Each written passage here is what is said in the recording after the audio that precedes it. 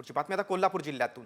पट्टणकोडीतील छत्रपती शिवाजी महाराजांचा पूर्णाकृती पुतळा हटू नये अशी सूचना आता उपमुख्यमंत्री एकनाथ शिंदेंनी दिली आहे। एकनाथ शिंदेंनी जिल्हाधिकाऱ्यांना फोन करून पुतळा जसाच तसा ठेवण्याची सूचना दिली आहे। पट्टणकोडीतील शिवरायांच्या पुतळ्यावरून वाद निर्माण झालाय।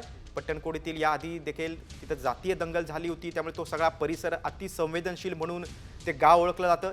गावात कोणताच पुतळा बसवण्यासाठी परवानगी नाही, तरी देखील गुढीपाडव्याच्या मुहूर्तावर शिवभक्तांनी गनिमी काव्यानं शिवाजी महाराजांचा पूर्णाकृती पुतळा उभारला।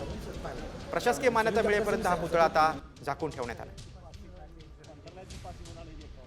मी सध्या पट्टणकोडोली या परिसरात आहे आणि माझ्या पाठीमागे तुम्ही बघू शकता, मी ज्या परिसरात आहे त्या ठिकाणी आपल्याला छत्रपती शिवाजी महाराज यांचा पुतळा, पूर्णाकृती पुतळा काही कार्यकर्त्यांनी शेजारी आपल्याला पाहायला मिळतो। याच ठिकाणी 29 तारखेला मध्यरात्री हा पुतळा या ठिकाणी बसवण्यात आला होता, मात्र याच्या कुठल्याही परवानग्या शिवसैनिकांच्या वतीनं घेतल्या नव्हत्या।